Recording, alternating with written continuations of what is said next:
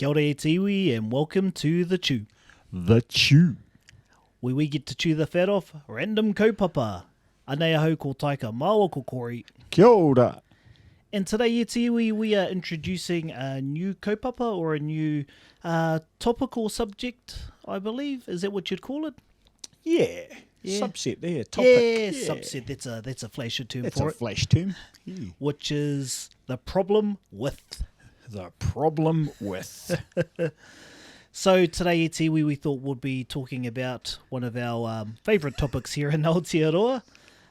The problem with the Warriors. The old Warriors, eh? Yep. So they're my die-hard team, so you know they're my go-tos, being the only team in Aotearoa. But yeah, Yep. I think they've got a few problems. So so there's a lot to cover. So over to you, Wehika, you know. Yeah, well, so just to offer a balance to what you just mentioned, I used to be a diehard Warriors supporter. I used to be one of those, you know, that ex-girlfriend that keeps going back for more abuse, you know. So yeah, I finally gave up on them about 3 years ago, maybe. Yeah, 3 years ago. I went, that's it. The New Zealand Warriors are the Scottish rugby team of the league competition. Or You maybe know? the Italians, I think. Oh, the Italians, yeah. yeah, Scots had a win on the weekend. Yeah, okay, Italians, yeah.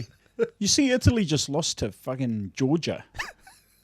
Yep, the Italians. Yeah, so they're the Italian rugby team of the league competition. No, I say Scotland because they don't come dead last that often. Oh, yep. But yeah. they never win anything Yep. useful. Yeah, they're never close to the top. Nah, Yeah. they always offer little flashes of glory and then, Mm-hmm. yeah, they're the. I guess they're the New Zealand cricket team of the league competition. Nah, our cricket team's not too bad either.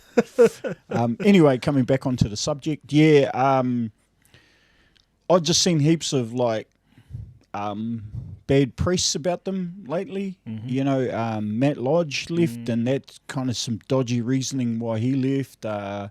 Yep.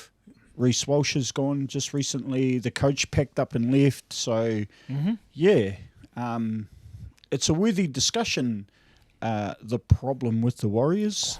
So, Cody Nukorima. you know? Cody's gone as well. That's Yep. right. Yep, he got moved on as Yep. well. So, yeah. And are you aware of any of the inner workings about what's going on with all this stuff, bro? I do have a couple of moles, and I won't give do away you? their identities. But they haven't really let on anything. You know, we can all make speculations, but I think, you know, what they say since Ivan Cleary left, who's now a successful Panthers coach. Cleary, that's a long time ago, bro. Yep, took us to the finals, and then they got rid of him that Yep. year. Yeah. You know, which coach gets dropped the year they take you to the finals? Yeah, we lost, but he took us to the finals, and we had our, I think we might have had our under-20s, our That's our right. B team, all in the finals that That's year. right. The under-20s were ripping it up too. Yeah, I Yep. remember then. Yeah. But since then, I think we've had like 4 or 5 coaches, yeah. probably even more since Probably then. more. We Yeah, always seem to be having caretaker coaches. yeah, Yeah. and even with these last few people leaving, we had Matt Lodge, who was on big money to stay for a while, and they just released him with that money, so that salary cap sits with the Warriors next year too. I don't understand why they paid him out. Like, man, there's some dodgy stuff must have gone on, eh? Absolutely, yeah. Something's got to go down for them to go, yep, you can have your money, Yeah, and you can can leave. walk away, yeah. Yeah, and that cap sits on us. But yeah, the problem with the Warriors, well, where do you start? I suppose if we talk at a superficial level, just with like at the playing level, Yeah. We do have some of the worst defense in the competition, and that's Yep. actually a statistic brought forward from NRL. Yep, it's not me making it up here to you. Yep. They say we have the worst post-contact meters in the NRL too. So Post-contact meters. yeah, so when a player comes forward and gets tackled, usually they try and drive forward and get a couple of extra meters. So those extra meters after they've been tackled is what they call post-contact, after contact. And we have the worst in the competition, which means we get tackled and we fall on the ground or we go backwards. Oh, no. Yeah. So bad defence, worst post-contact. So, hey, look, we're not a very defensive team at all, so that's one problem. And that post-contact's really important, eh? Because the speed of the play the ball makes a big difference on whether you can, catch the defence out. Yep. Yep. Yeah. I do notice that, actually. Most times when I see the Warriors playing, the opposition have their defensive line sitting there waiting for the Warriors guys to get off the ground and play the ball. Yeah. In every true blue league, fan, coach, whether it's on the couch or whether you're actually coaching, will always say you need to go forward. Yeah. That's the most important. So if you're not going forward once you're making that contact, you're stalled. So, your team's not moving forward, you're not getting ball on the front foot. Yeah, it's really hard just to gain those meters. So. Yeah. So I'm gonna dig up some of those classic stereotypes or some of those classic. Oh, here we go. The classic labels that have been given to the Warriors, bro. Yep. So you don't think it's anything to do with the culture at the club, do you think? Well, it depends what you interpret as culture. Yeah. You can have organisational culture. I definitely think that's a part of it. There's some.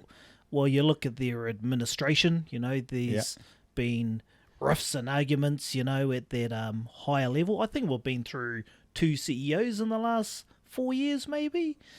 No idea.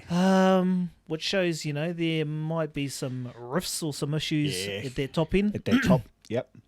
What about the classic old chestnut? There's too many Islanders in the team, bro. Or how do I navigate this one? How do I? Not even Islanders, brown guys. Yeah. Too many brown guys in the team. I remember I used to hear this all the time. Hey, was like, oh, you needed a white guy in key positions like standoff or or hooker or the halves, or hooker, in the spine somewhere. So man, I remember hearing that all the way along. Yeah, I don't even think colours got much to do with it, to be honest, because a lot of our Polynesian brothers are in these same systems as these Aussie people, because a lot of them grow up in Aussie now, or they get plucked out of whakatane like Benji Marshall, and then they're straight into a system over there. So they're learning those systems, they're getting taught the same things, getting trained the same way. So I think if it's anything, it's more that organisational culture, like if someone's allowed to turn up late. And I did hear that quite a few years ago before COVID that some of the senior players were given exceptions to some of the training. Oh, okay. As well. Some people... So they didn't have to train? Not do all of the training at times, but there were some exceptions given. Or if someone, like let's say Manu Vatuvai, when he was in the team, if he turned up slightly late, like 5 minutes late, then he was given an exception. Except for, the new kid on the block that just turned up and they got to be there 10 minutes early on the clock. So there could be that type of cultural issues, organisation cultural issues. We all know why Manu Vatuvai was late, eh? He's out selling pee in the community. Well, now we do.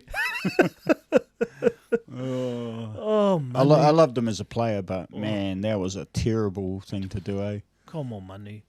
Come on, dude. Yeah.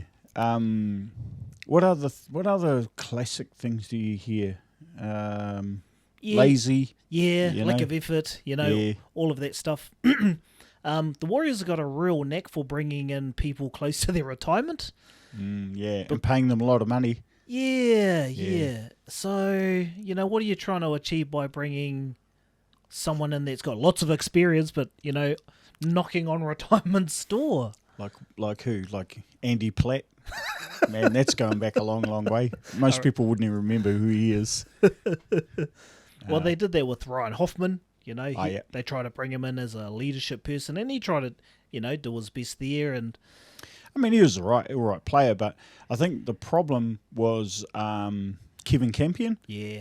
Because he was an old guy who's a fantastic leader. I think after he left, they kept trying to replace, you know, him with old dudes from Australia. Yeah. So,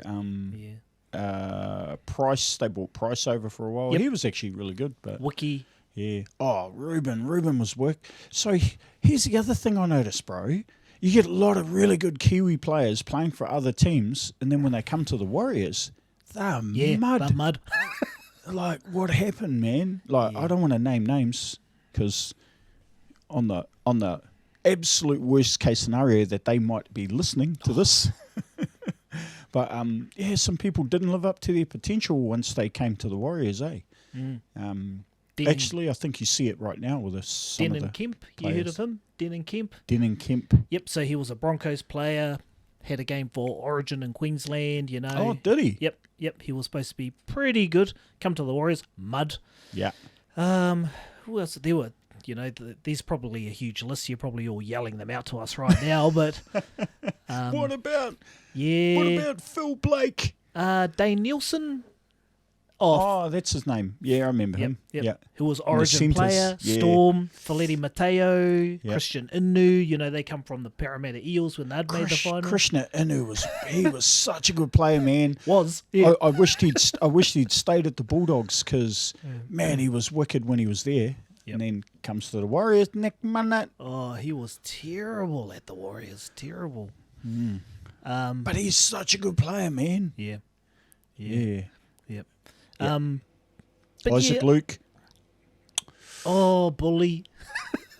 Bully. He was wicked playing for Souths, and then, you know. Even the Kiwis, he was awesome. Yeah. Yeah, they would, eh? They'd play better when they played for the Kiwis. Yep. And I remember they'd pick people for the Kiwis, and I'm like, no, don't put them in there, no. And then they'd tear it up for the Kiwis. Yeah. So to me, I think that's two things. One's their organisational culture. So whatever that is, whether it's giving exceptions, whether it's not holding people to account, whether it's not having a strong leadership team that are actually leading by example. And then the other aspect to that, I think, also is the system they're in. So they're coming from a Melbourne Storm system. Was Kearney trying to replicate that at the Warriors, you know? And even Andrew Johns, the great Andrew Johns for New South Wales, who lost last night. Oh, who was salty on TV all about that, yeah. Oh, I was pretty salty too, but we'll talk about that Origin at another point because it was a good game. It deserves its own episode. It does. But even Andrew Johns said that the Warriors need a unique system where they have some structure, but some of what they call eyes up footy, and it's really hard to find that balance. They said Melbourne Storm are all structure 24/7, and that suits them. Anyone just goes into that system, they know what they need to be doing. And an example of that is, I think Brian Fletcher said it. He goes, I was told as a prop I wasn't allowed to pass the ball until I was over the 50-metre line, and if I passed the ball and someone scored, I would get a growling, because my job was to run it forward until I got over the 50-metre line. So that's the system they run. And Johns was talking about the Warriors system needs to have that balance of the two, and it's really hard to try and find that balance for them. And he said Ivan Cleary did it really, really well, but these other coaches seem to struggle with it. Yeah, I think that's probably fair. But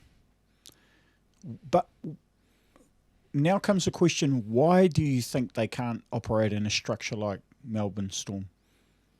I don't know. Yeah. Because I kind of would suggest that the All Blacks have a structure like the Melbourne Storm. They're very rigid in what your job, what your role in the team is, and they hold pretty firm to that. Yep. And so I think this idea that the Warriors can't have that heavy structure around them, I don't think that's true. I think the All Blacks are a good example of that. And there's just as many Poly and Māori and All Blacks, so they all thrive under that that system. The Canterbury Crusaders are similar. They have a really rigid structure. Everyone fits within that. Anytime they bring in a person who maybe wasn't doing so well in Auckland Blues, they come down to the Crusaders and they make the All Blacks, you know. Is it an Auckland thing? Yeah, could be, eh? Could be. Yeah, because the Blues have been struggling for a while. Yeah. And it took a few Canterbury coaches to put them right. Yeah. They got Leon McDonald up there, don't they, now? Yeah. But yeah, is it well, it could be a number of things. One, that could be it or might not be it, accompanied with accountability, potentially. Yeah. Leadership group, maybe. I'm not sure. But there is a problem. Oh, yeah, absolutely. Because we're third from the bottom at the moment. I'll tell you what I got sick of, bro, and fans were the worst at doing this one. Sack the coach. I got so sick of the Warriors blaming the coach. Every time, like, not another coach, not another. Oh, it's the coach's fault again. It's always the coach's fault, eh? I think coaches take an element of blame, but I think it's that definition of madness, you know, where you just keep doing the same thing and hoping for a different result. Yeah. No, you got to change something, and it's not the coach. Yeah. Yeah, well, he didn't throw their bloody loose pass to nobody. Yeah, he ain't missing those tackles. Yeah. He's not the one doing the non-efforts out there, as they call them. So, Yeah, because I don't think they have a problem with strategy and tactic. It's just the fundamentals, just like catching and passing and, you know, tackling. Yep. Getting up from the play the ball quickly, just, you know, fundamental stuff, eh? Yeah, and if you go back to the All Blacks, like you said, one of the All Blacks mantras was basics to perfection. Yeah. And I remember Corey James speaking about it in an interview where he said, they're almost re-taught how to pass a ball, run and kick again when they get into All Blacks camp, which surprised him because you learn all these really bad habits that have worked, but at their next level, which is like at the Super Rugby international level, you can't get away with it. Yeah. Everything needs to be perfect. So, he said they'd spend the first 3 months learning how to pass and until they perfected the basics. See, quite frankly, bro, I think the Warriors could do with that. Yeah. Because, you know, sometimes I watch them and I'm like, what? You can't catch a ball? You just suddenly can't catch a ball properly? Or you can't put a pass on someone's chest? It's like, you know, one ball's up there, one's down low. Like, I do see a lot of skill issues with a lot of the players, but to be fair, that was about 3 years ago when I cared. I haven't really watched any league for about 3 years now. Yeah. Well, I got off the train, I think about 2 months ago. Yeah. And that was the first time I'd ever done it, you know. I'd been pretty diehard. I was like, And then they played the Sharkies and lost to, might have been like 11 or 12 men. So Sharkies had a red card and a yellow card or something, and the Warriors still lost. And I was like, that's it. Like, that's the tip of the iceberg for me. Yeah, they got beaten by the Storm by 70. That was pretty bad. Yeah, it's pretty bad. But then losing to a team that had 2 players less than you. And it was the Dogs. And it was the Sharks as well, eh? Yeah, I was like, nah. Got off the train and then went to bed angry. And then, 2 days later, I was back on the train again. Back on that train again. And watched them lose on the weekend again. Yeah. But I was on the train. But another one that I wanted to touch on too, problem is I also think that they're trying to bring in people that are born and bred from Aussie that don't want to be in New Zealand. Like Nathan Brown, for him, he said it was his skills. His skills, they were all planning to move to New Zealand. COVID happened. They stayed there. She got into her exams or whatever, and she didn't want to leave. So he goes, it's fit, whatever. Yep. But I think if we start to maybe look at people that are wanting to be here long term, Yeah. you know, then I think they're the players we should be going after, because as soon as another opportunity comes for an Aussie, they're gone. You know, whether that's the bottom of the table Tigers, cool, I'm going back to Aussie to be with my friend's family where I grew up. That's where I want to be. They're out of there. Yeah. And it's happened with, you know, Nathan Brown. Matt Lodge even said, he goes, I don't want to go to New Zealand. He's gone. Reece Walsh had a relationship breakup. But, you know, in the back of his mind, he's probably going, I don't want to be in New Zealand either. So, yeah, let's try and target people either in the country that are really good, or some of those really good Kiwi players that maybe want to, or even Aussie players that want to migrate to New Zealand, at least for 3 or 4 years. Yep. And bleed some through the system too. Yeah. You know, we create so many really good players through the system, and then they just get picked up by other clubs as soon as they get to first grade. Yeah. Well, Joey Manu, you know, he's playing for the Roosters, tearing it up. I think he had the most metres ever run when the Kiwis that's right. played Tonga. That's right. Yeah. Ever. It was like 300 metres. Something crazy. Crazy. Yep. From East Coast too. Is he? Yeah, I believe so. Is he a Māori boy? Yeah, yep. Ah. Yep, Joseph Manu. Yep. Joseph Manu. Ah. And then obviously you got Benji back in the day, and there's Bully, you know, from Haura, as well as hundreds and probably even thousands more. More. So many more. You know, yeah. It's just a shame that they've been all exported. Then you got like the Melbourne Storm. They have a lot of scouts over here, picking them up before they leave school. You know, signing them to contracts before they leave school. So I mean, you just have to look at the Storm. Storm always has heaps of Kiwis. Yep. And they're always the pick of the bunch. Like you know, I sit there and go, where the hell do they find this guy? Yeah. You know, Brandon Smith's a classic. Oh yeah. Yeah. Yep. Solomona, he's a big unit. But, you know, the Bromwich brothers, there's just so many. Kearney going all the way back to Tāwera. So, yeah. But are those the only problems with the Warriors, bro? What do you reckon? There's probably lots more, but I think there are some pretty big problems. Yeah.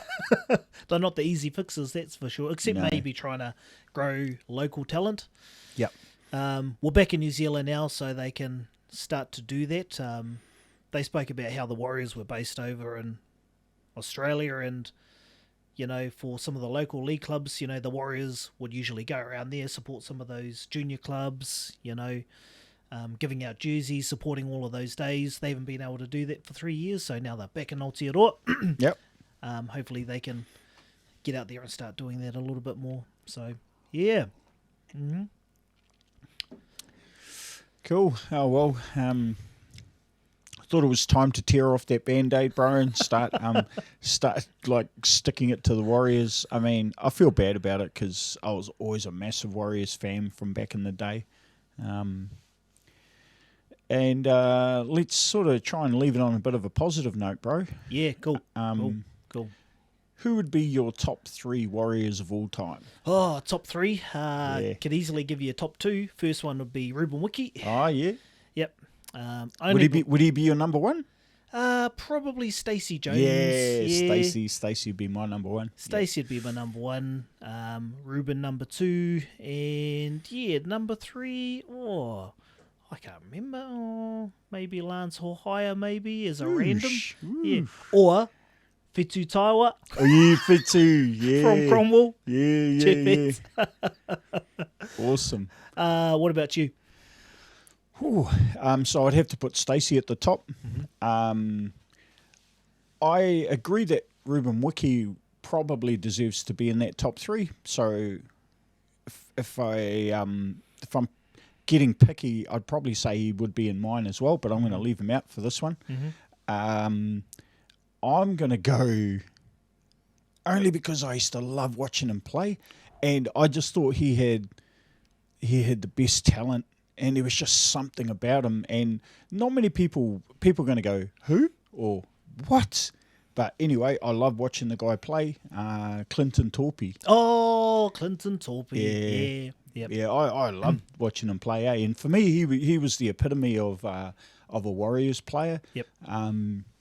He could run the length of the field off a turnover or off an intercept, and he just had this knack of like running the length of the field, 100% effort in everything too. Yeah. And even though he had fancy hairstyles and stuff, didn't matter to me.